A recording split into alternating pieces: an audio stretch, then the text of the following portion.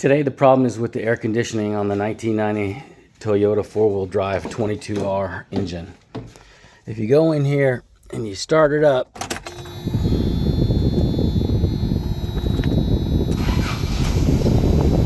and you press the AC button, there's no light that comes on.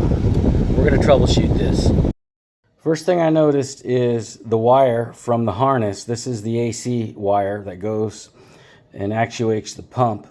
When you press that green button, it should provide some power to this and then enable the pump. What I found is this wire was broken in half just due to age. So I resoldered on a new extension wire that you see here with this clip on the end, and we'll give it a try. Although I thought this was an easy fix, by putting that wire on, it did not fix the problem. Next, I have a voltmeter. I'm going to see how many volts are coming out of that main wire that's enabled by the switch.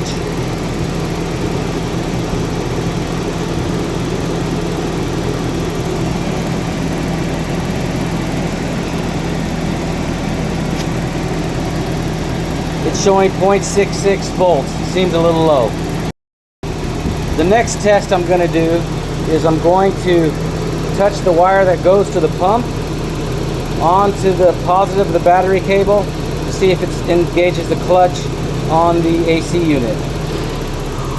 And it does.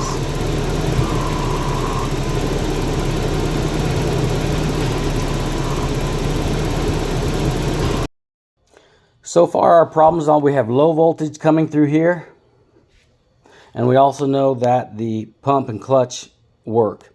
So the other possibilities here are my system is overcharged. I believe there's a fail-safe on these systems where if they're overcharged, they will stop. The second thing is a fuse. Maybe a fuse.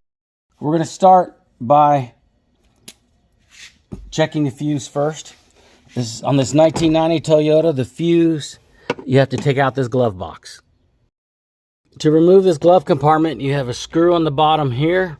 You have a 10mm little bolt holding in the dash, and you have 3 screws, 1, 2, and 3, that need to be removed, and then the glove compartment will come out.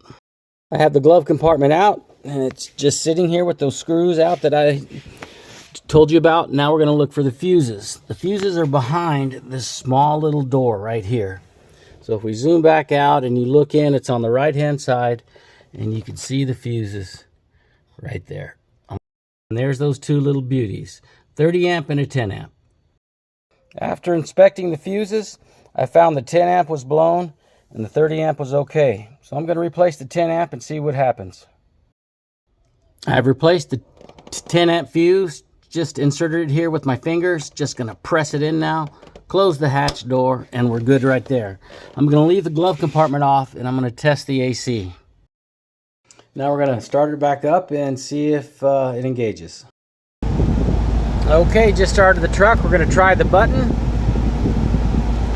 And it lights up and the AC comes back on. Awesome. Let's go check what the voltage is. Okay, the voltage is kind of fluctuating. This is you can see what it is right there.